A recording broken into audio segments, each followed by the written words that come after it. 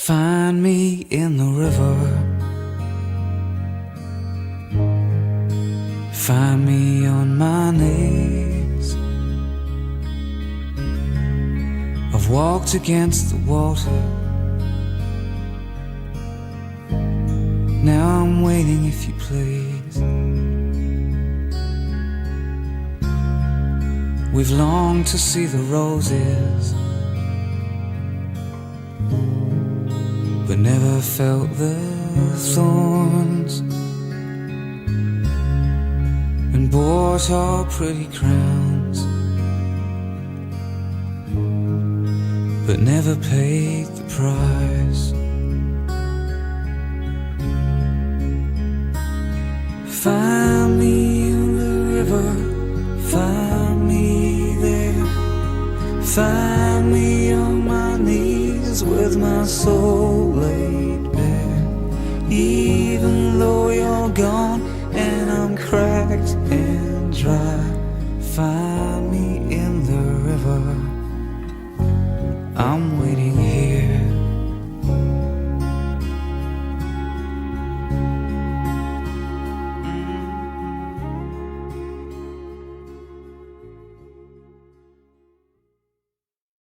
Thank you, Derek and the team, for that wonderful tribute. We continue to pray for the spiritual and emotional conditions of those in Nova Scotia and affected by this tragedy. Welcome to Highview Community Church and our online edition. We're happy to be with you again this morning. Today we are continuing our series taught by Highview's own missionary in residence, Ruth Breithaupt, and the series is entitled Fake News. Throughout the series, Ruth Ann is exploring lies we believe about ourselves and that can hinder us in the mission God has called us to. Shortly, she's going to reveal the next fake news entitled, I Am Not Enough. We appreciate those who faithfully give to Highview Community Church.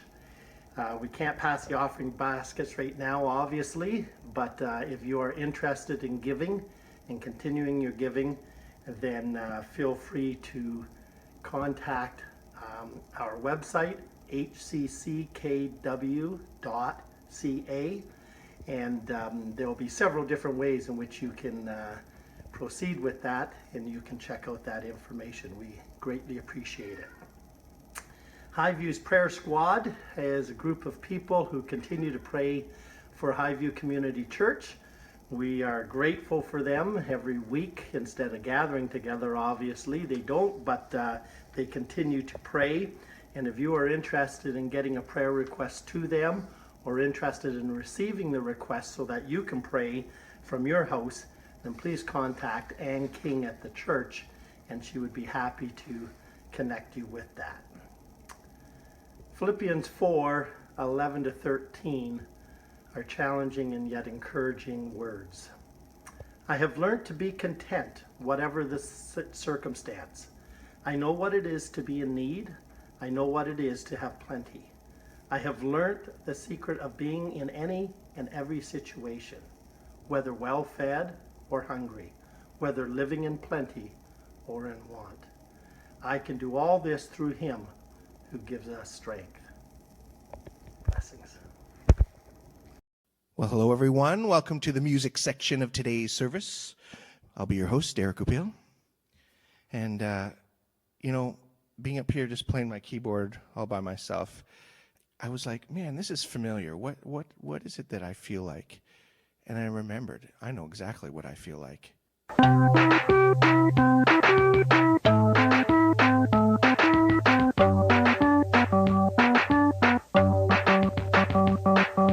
Yep, that's what I feel like.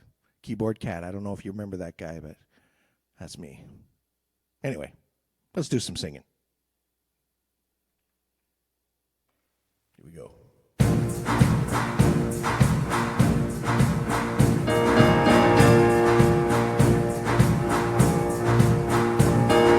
Come all you weary, come all you thirsty, come to the well that never runs dry. Drink of the water, come and thirst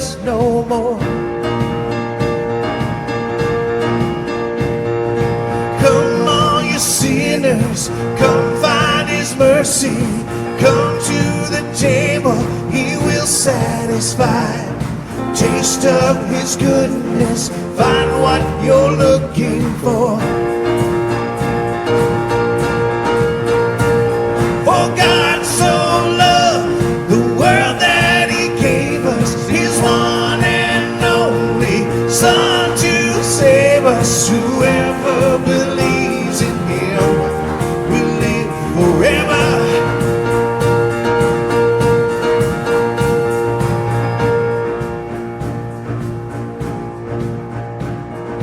Bring all your failures, bring your addictions, come lay them down at the foot of the cross. Jesus is waiting there with open arms. For God so loved the world that he gave us his one and only Son to save us. Whoever believes in him will live forever. The power of hell forever defeated. Now it is well. I'm walking in freedom. For God so loved the world.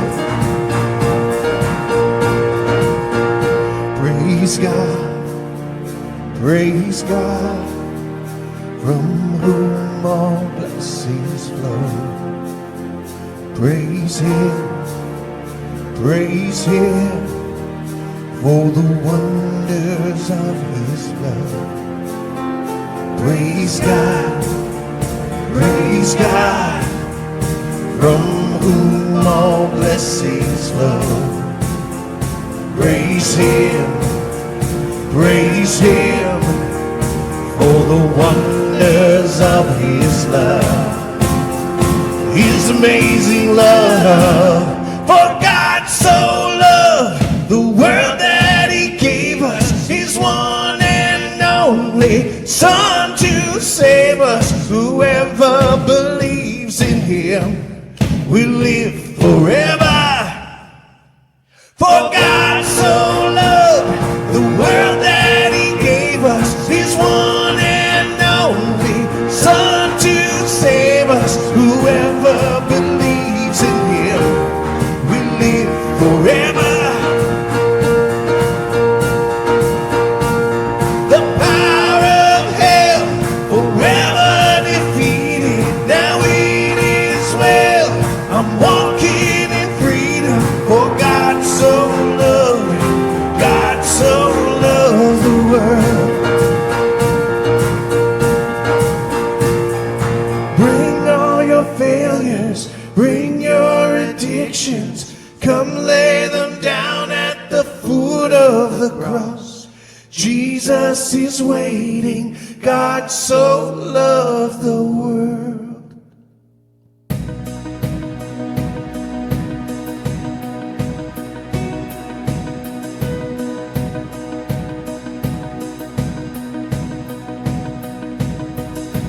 Your blood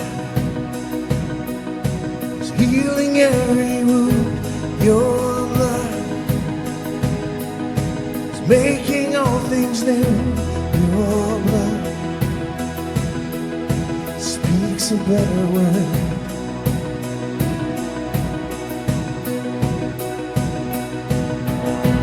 Your blood, the measure of my worth. Your blood, more than I deserve. Your blood speaks a better word. Speaks a better word. You're singing out with life. It's shouting down the line. It echoes through the night. The precious blood of Christ speaks a better word. Speaks a better word. Your blood, a robe of righteousness. Your blood, my hope and my defense, your blood forever covers me, forever covers me. He's singing out with light, it's shouting down the lights, it echoes through the night, the precious blood of Christ, it's calling out my name and breaking every chain. It's making all things right. The precious blood of Christ speaks a better word, speaks a better word. It's rewriting my history. It covers me with destiny. It's making all things right. The precious blood of Christ. It's rewriting my history. It covers me with destiny. It's making all things right. The precious blood of Christ. It's rewriting my history. It covers me with destiny. It's making all things right. The precious blood of Christ. It's rewriting my history. It covers me with destiny. It's making all things right. The precious blood of Christ. It's sitting out with light. It's shouting down the light. It echoes through the night. The precious blood of Christ. It's calling out my name. It's breaking every chain. It's making all things right. The precious blood of Christ speaks a better word. Speaks a better word.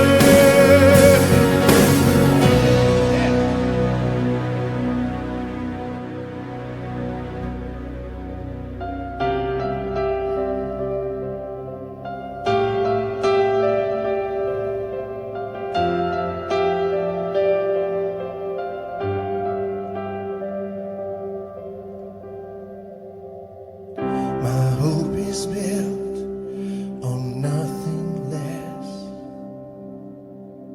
than Jesus' blood and righteousness. I dare not trust the sweetest frame, but wholly trust in Jesus' name.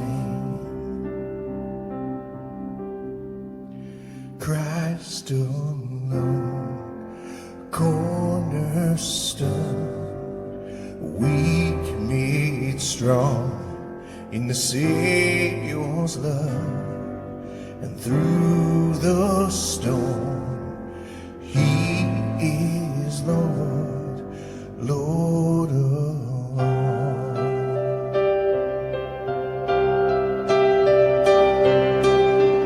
When darkness seems to hide His face, I rest on His unchanging grace. In every high and stormy gale, my anchor holds within the veil. My anchor holds within the veil. Christ alone, cornerstone, weak made strong in the Savior's love, and through the storm, He is Lord, Lord of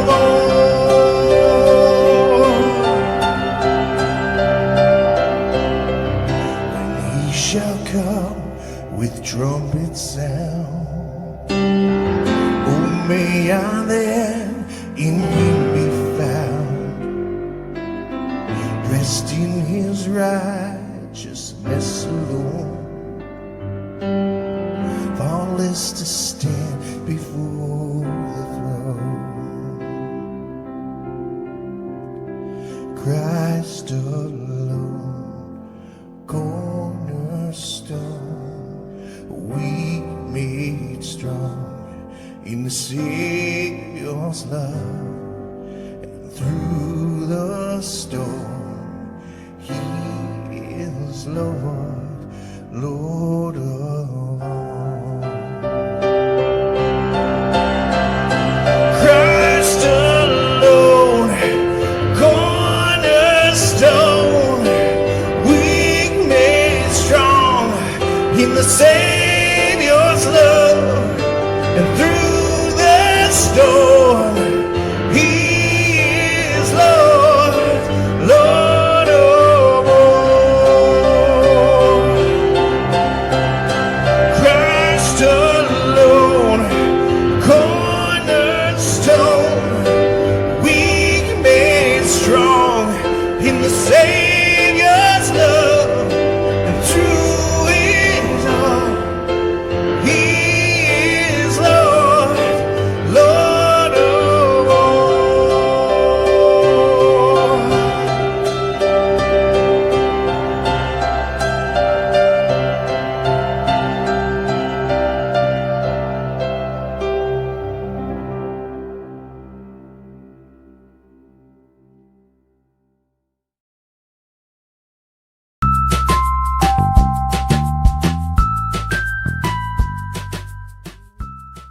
Good morning, everybody. We're going to read a book today called You Are Special by Max Lucado. The Wemmicks were small wooden people. All of the wooden people were carved by a woodmaker named Mark.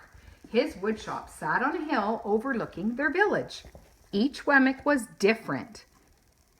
Some had big noses, others had large eyes, some were tall and others were short, but all were made by the same carver and all lived in the same village. All day, every day, the Wemmicks did the same thing. They gave each other stickers. Each Wemmick had a box of gold star stickers and a box of gray dot stickers. Up and down the streets all over the city, people spent their days sticking stars or dots on one another. The talented ones got stars. Some could lift big sticks or jump over tall boxes. Others knew big words or could sing pretty songs. Everyone gave those ones stars. Others could do little, and they got dots. Punchinello was one of these. He tried to jump high like the others, but he always fell. And when he fell, the others would gather around and give him dots. Then he would try to explain why he fell. He would say something silly, and the Wemmicks would give him more dots. After a while, he had so many dots that he didn't want to go outside. He was afraid he would do something dumb, and then people would give him another dot. In fact, he had so many gray dots that some people would come up and give him one for no reason at all. He deserves lots of dots, the wooden people would agree with one another. He's not a good wooden person. After a while, Punchinello believed them. I'm not a good Wemmick, he would say. One day he met a Wemmick who was unlike any he'd ever met. She had no dots, no stars. She was just wooden. Her name was Lucia. It wasn't that people didn't try to give her stickers, it's just that the stickers didn't stick. Some of the Wemmicks admired Lucia for having no dots, so they would run up and give her a star, but it would fall off. Others would look down on her for having no stars, so they would give her a dot, but those wouldn't stay either. That's the way I want to be, Punchinello thought. I don't want anyone's marks. So he asked the stickerless Wemmick how she did it. It's easy, Lucia replied. Every day I go see Mark. Mark? Yes, Mark, the wood carver. I sit in the wood shop with him. Why? Why don't you find out for yourself, she said. Go up the hill. He's there. And she skipped away. But will he want to see me? Punchinello went home. He sat near a window and watched the wooden people as they scurried around giving each other stars and dots. It's not right, he muttered to himself, and he decided to go and see Mark. He walked up the narrow path to the top of the hill and stepped into the big shop. His wooden eyes widened at the size of everything. He had to stretch on his tiptoes to see the top of the workbench. Punchinello swallowed hard. "I'm not staying here," and he turned to leave. Then he heard his name. "Punchinello." The voice was deep and strong. Punchinello stopped. "Punchinello, how good to see you. Come and let me have a look at you." Punchinello turned slowly and looked at the large bearded craftsman. "You know my name?" the little Wemmick asked. "Of course I do. I made you." Mark stooped down and picked him up and set him on the bench. The maker spoke thoughtfully as he looked at the gray dots. "Looks like you've been given some bad marks." I didn't mean to, Mark. I really tried hard." "Oh, you don't have to defend yourself to me, child. I don't care what the other Wemmicks think." You don't?" "No, and you shouldn't either. Who are they to give stars or dots? They're Wemmicks just like you. What they think doesn't matter, Punchinello. All that matters is what I think, and I think you are pretty special." Punchinello laughed. "Me? Special? Why? Even my paint is peeling. Why do I matter to you?" Eli looked at Punchinello and spoke very slowly. "Because you're mine. That's why you matter to me." Punchinello had never had anyone look at him like this, much less his maker. He didn't know what to say. "Every day I've been hoping you'd come," Mark explained. "I came because I met someone who has no marks," said Punchinello. "I know, she told me about you." "Why don't the stickers stay on her?" The maker spoke very softly. "Because she has decided that what I think is more important than what they think. The stickers only stick if you let them." "What?" "The stickers only stick if they matter to you. The more you trust my love, the less you care about their stickers. It will take time. You've got a lot of marks. But for now, just come and see me every day and let me remind you how much I care." Mark smiled. "Remember," Mark said as the Wemmick walked out the door, "you are special because I made you and I don't make mistakes." Punchinello didn't stop, but in his heart he thought, "I think he really means it." And when he did, a dot fell to the ground. And that's the end of our story.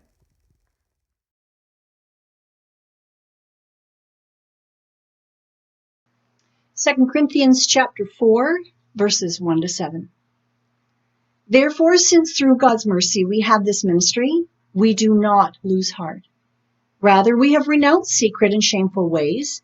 We do not use deception, nor do we distort the word of God. On the contrary, by setting forth the truth plainly, we commend ourselves to every man's conscience in the sight of God.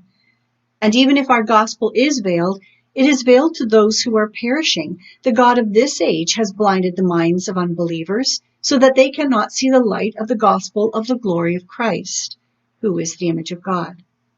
For we do not preach ourselves, but Jesus Christ as Lord, and ourselves as your servants for Jesus' sake. For God, who said, "Let light shine out of darkness," made his light shine in our hearts to give us the light of the knowledge of the glory of God in the face of Christ. But we have this treasure in jars of clay to show that this all-surpassing power is from God and not from us. Being loved by Jesus is the measure of my worth and the motive for my mission. That's sort of where I want us to drill down today, so I'm going to say it again. Being loved by Jesus is the measure of my worth and the motive for my mission. What a bombardment of news we've been receiving of late, especially obviously during this pandemic.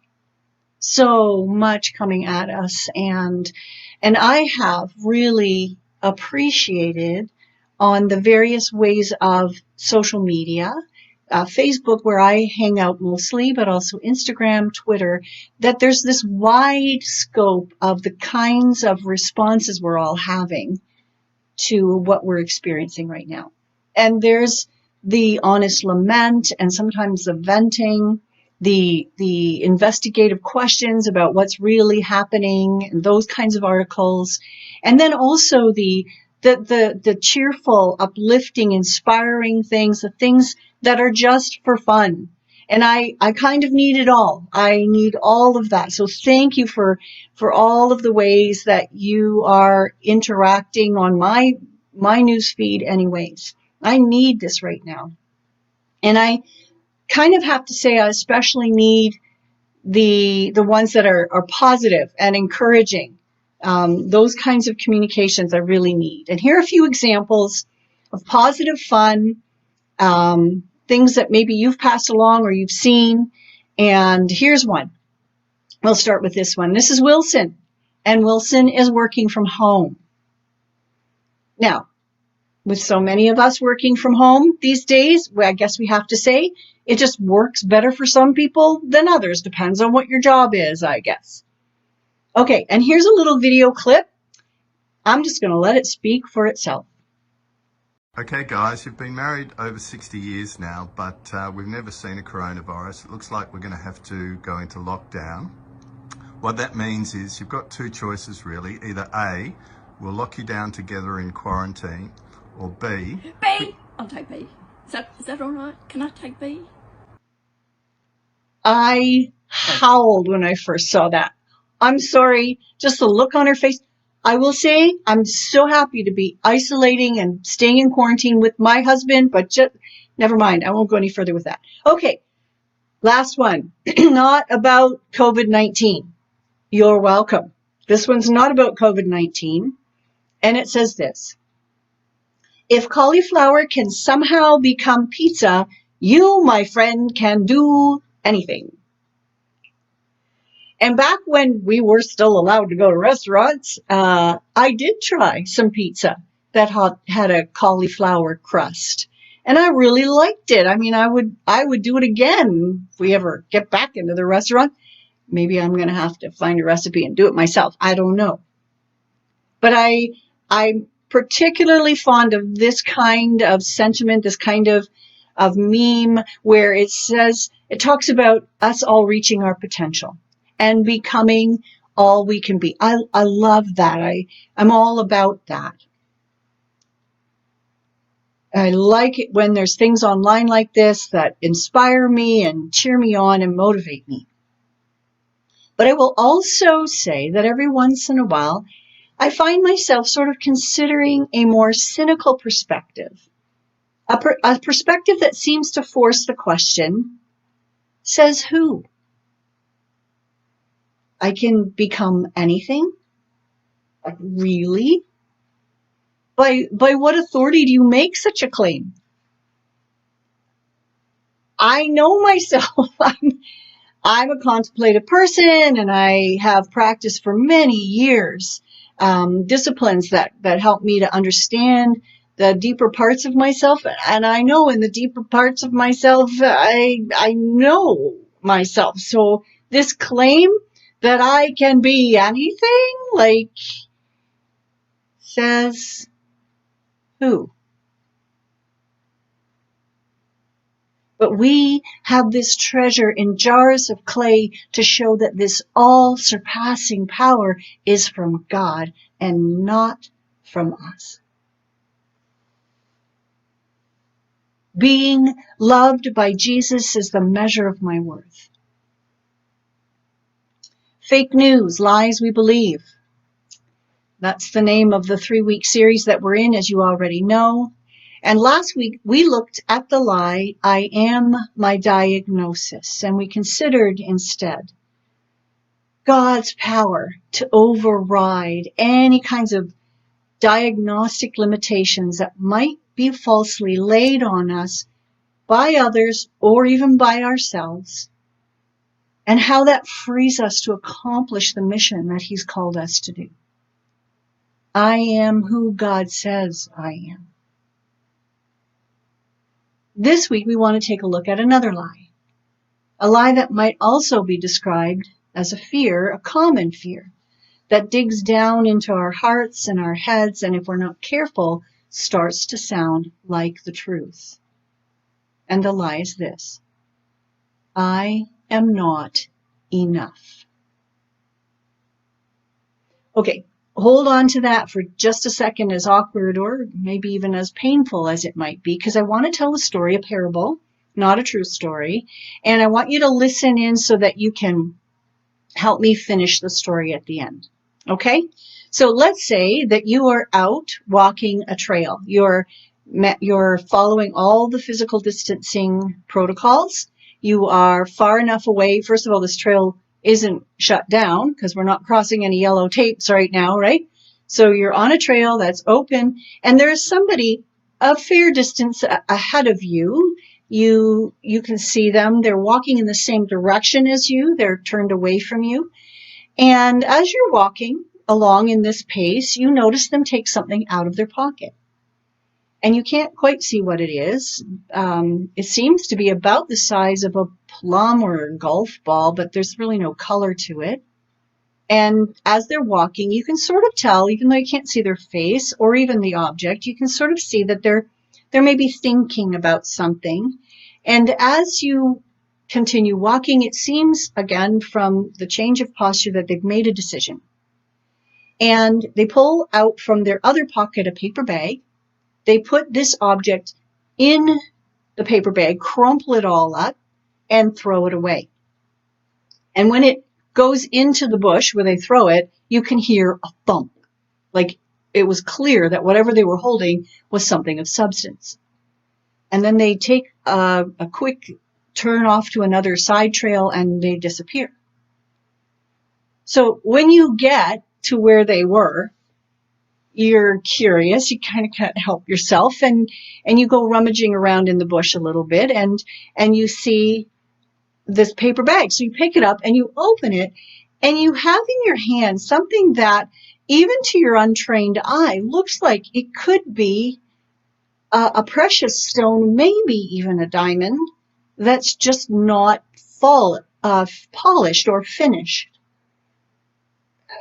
You're not sure, but it's worth it anyway. So you take it to you think it's worth it to take it to a registered jeweler to have it valued or appraised.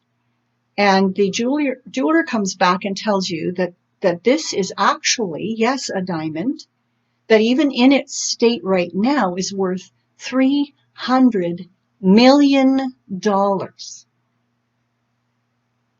It's unbelievable. And now, I didn't just pull that number out from a hat. There is such a diamond. The largest known diamond in the world is the Hope diamond, and that was its value. So this, for our sake of our parable, this is what that was worth. And now you're like, what do I do with this? You take it to the police, the responsible citizen that you are, and you tell them the story, thinking that certainly this must belong to somebody. It must have been stolen or whatever. So the police do a thorough investigation. 2 years it takes them. And then they come back to you at the end and say, we cannot find any connection to any criminal activity at all, and we've concluded that finders keepers, you get to keep this diamond. Now, for the sake of the story, doesn't matter what you decide to do with it, but here's where I want to go. I would like you to fill in the blank. When it comes to the person who threw the diamond away, what do you think of them? The person who tossed the diamond away was, how do you fill in that blank? Maybe you think of them as them just, they must have been unaware. Like they could not possibly have had any idea of the value of the diamond, and that's why they were able to throw it away. Or maybe you would add that they were careless in not taking the time to find out the value of what they had if they were unaware. If they did know how much the diamond was worth, you might fill in the blank very differently. You might think that they were foolish or even crazy to throw that diamond into the bush. And the very least, given the value of the diamond, you might think that the person was wasteful. If they knew how much it was worth and they threw it away anyways, if they didn't want it, so wasteful just to throw it away. They should have at least given it to somebody who would know what to do with it or who could value it properly. But that's different ways you may fill in the blank in terms of what you think of the person who threw away the diamond. Now, let's take the parable one more step further and imagine with me if the diamond could talk. And the diamond says something like, I was tossed aside. I must not be worth much. Or, I am not enough. What might you want to say back to the diamond? What comes to your mind to say to the diamond? Doesn't it actually say more about the person who threw away the diamond than it does the diamond itself? I mean, the diamond's value doesn't change. Being loved by Jesus is the measure of my worth. 2 Corinthians chapter 4 is a power-packed chapter, the whole of it. It's one of my favorite in all of the New Testament. And if we're familiar with it, which we might be because it's I've probably preached on it before, it's a favorite passage to preach on.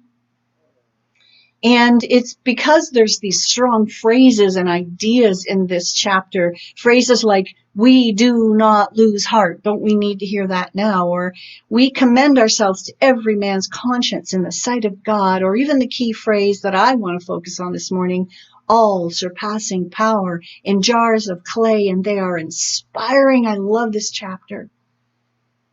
But the background to this chapter I find even more interesting or even inspiring. See, what Paul is doing in this chapter is actually responding to his own fake news of not being enough. The lies or fake news that were circulating around about him were all about that he wasn't worthy to be called an apostle or a church leader or preacher, that no one should be really listening to Paul, the rumors were saying, because he's not qualified. He's not enough. And that's why he wrote this second letter to the Corinthians in the first place. He's calling them back to authentic mission, but before he can get there, he needs to set a few things straight. This letter is a defense of his ministry, his authority. It was to combat this whole idea that he wasn't enough. Not enough because he didn't travel around with the original 12 disciples. That's what was being said. Not enough because he spent so much time actually persecuting Christians. That's what also was being said. By now, from our perspective, it's hard to imagine that Paul would have to be dealing with this, isn't it? I mean, from the perspectives of believers who have grown to love and revere Paul, I just did a huge study on Paul as missionary pastor. And we know already that he's the author of a fair chunk of our New Testament, pioneer missionary pastor and theologian to the entire Gentile world at the time. And a clear reason that the church exploded the way it did. Paul having to defend himself, that just seems so ridiculous to us. This is laughable, unbelievable. Paul having to deal with this kind of stuff like a diamond that's been tossed away. Crazy. Paul being told he's not enough. But we kind of know what that's like, right? I mean, who among us hasn't at one time or another felt that deep sense of inadequacy about ourselves? I am not enough is a lie that is spoken in our minds and our hearts in so many instances. I am not enough, said every small child not being invited to the birthday party. I am not enough, said every teen and preteen looking at social media's idea of what is cool. I am not enough, said every woman looking at the makeup and hair product commercials. I am not enough, said every young athlete passed over in tryouts. I am not enough, said every student receiving disappointing grades, every job hunter not being called back for interviews, every writer receiving rejection slips from publishers, every high school graduate receiving rejection slips from the schools of their choice. I am not enough, said every woman finding pornography on her husband's computer, said every husband finding out he's been cheated on. I am not enough, said every pastor or ministry leader stepping into a new role or facing daunting challenges or simply the persistent way that expectations lay down heavy every single day. I'm not enough, said every perfectionist trying so hard. I am not enough, said every person afflicted with physical disability and not being able to do what they want to do. I am not enough, said every person struggling with mental illness. And in fact, almost every person on the planet right now has likely had this lie, this fake news flashed across their mind, maybe multiple times, trying to imagine how they're going to cope over the long haul in this wretched pandemic. I'm not enough to handle all of this. I am not enough.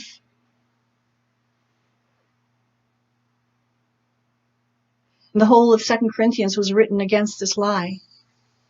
And so in chapter 4, starting in verse 1, we can see Paul standing up against this idea. God's given him and his team, that's the we of this ministry, so he doesn't lose heart.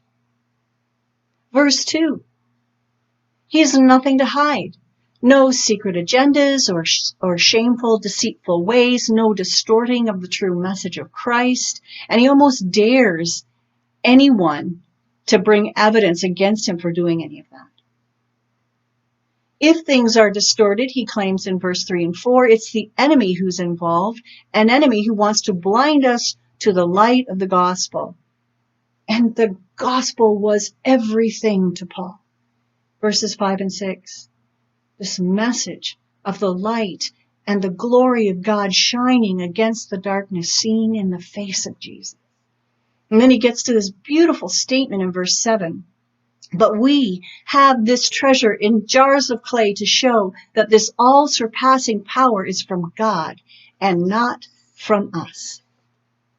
And it strikes me that the weirdness of this particular fake news story, the lie we believe about not being enough, is that biblically it's absolutely true.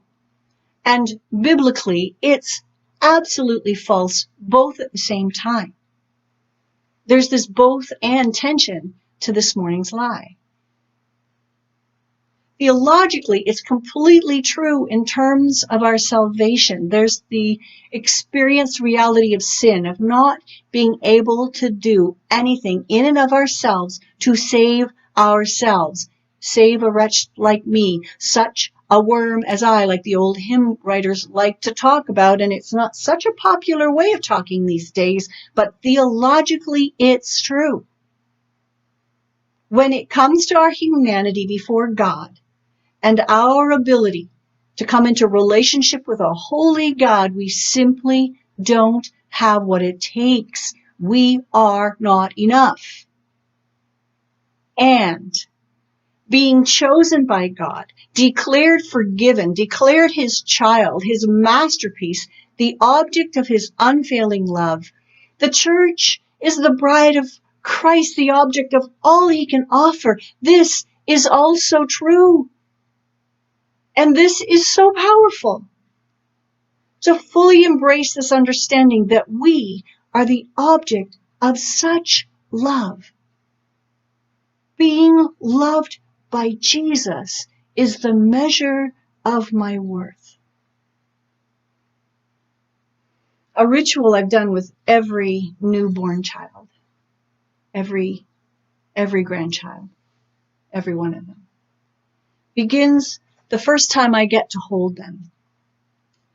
I'll hold them up high on my shoulder and put my mouth close to their ear, and I'm just going to begin just telling them, everybody who loves them, a whole list of everyone who loves them. Start with Grandma. I want the first words they hear out of my mouth to be, Grandma loves you. And then I go through the list, and Granddad loves you, and Mommy loves you, and Daddy loves you. And I also, of course, include the other grandparents. And then the siblings, and in Jaden's case would be, and Abby loves you, and Zachary loves you. And then I end with, and Jesus loves you. And then I start the cycle again. And I end with that because, of course, I want some of the first things they know to be that Jesus loves them. And then I just start the cycle again, and we do this over and over again. I've done this with every one of them. It's Jaden who's sort of picked up on it the most, though, for whatever reason, because by now he's 3, and all I have to do is just sort of start the list. Hey, Jaden, Grandma loves you. And if he doesn't catch on, I just have to say, and who else? And then he starts, and Granddad loves me, and Mommy loves me. And then he goes through the whole list, and he ends, and he says, and Jesus loves me. And he kind of does it with that flair. I don't know. Maybe he's going to be a Southern Baptist preacher. But why do I do that? Because I want to hold up to my grandchildren this mirror that shows them their value, their worth, and how much they are loved. Because being loved by Jesus is the measure of my worth. And I never want them to believe the lie that they are not enough. But there's more. Being loved by Jesus is the measure of my worth and the motive for my mission. Paul is calling the Corinthian church, and he's calling you and me to authentic mission, no matter what. A mission that we cannot allow to be thwarted by fake news, by lies. A mission that is big and bold and all about the glory of God. A glory that's held oxymoronically in jars of clay. A mission to tell God's bigger story. To pour out of these earthen vessels, these vessels they're cracked and imperfect, the bigger story, the message of forgiveness and redemption and grace and beauty. And that is just such a true thing. And it speaks against the lie that you and I are not enough. On our own true, we're not enough. Jars of clay, earthen vessels, nothing spectacular, but in the hands of Jesus who loves and cherishes us, we are diamonds of worth unimaginable with important work to do for the glory of God. And I said last week that I believe that it's essential for each one of us in the Church of Jesus Christ to correct and identify and in some cases heal from the vicious lies we hear all the time so that we can be free to accomplish the Great Commission and the Great Commandment. And I think this lie, I am not enough, this is so crippling. And it's ridiculous. It's as ridiculous as a $300 million diamond, assuming they have no worth because someone tossed them away.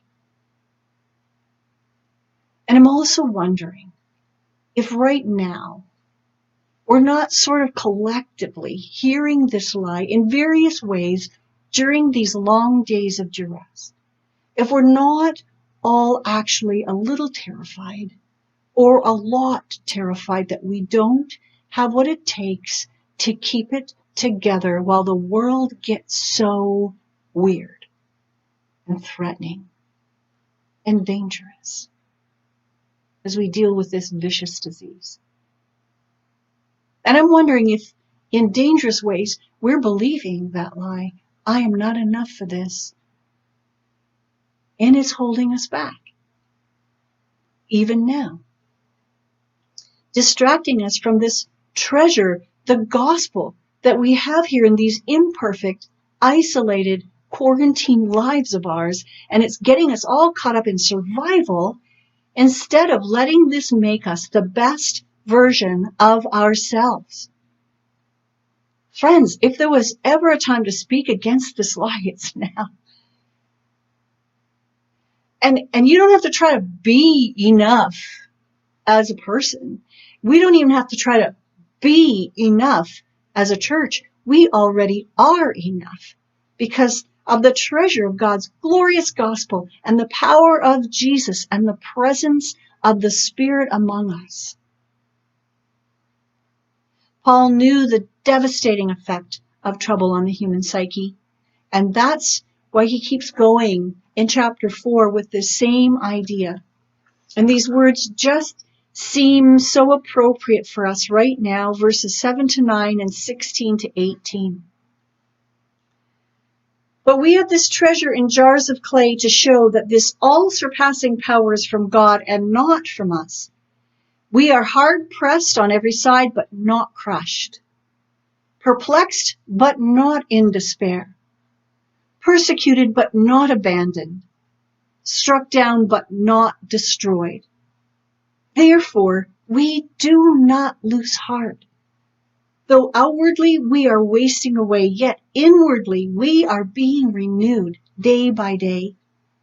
For our light and momentary troubles are achieving for us an eternal glory that far outweighs them all. So we fix our eyes not on what is seen, but on what is unseen. For what is seen is temporary, but what is unseen is eternal. Keep your eyes lifted, my friends. Your value is in the fact that you're loved by Jesus.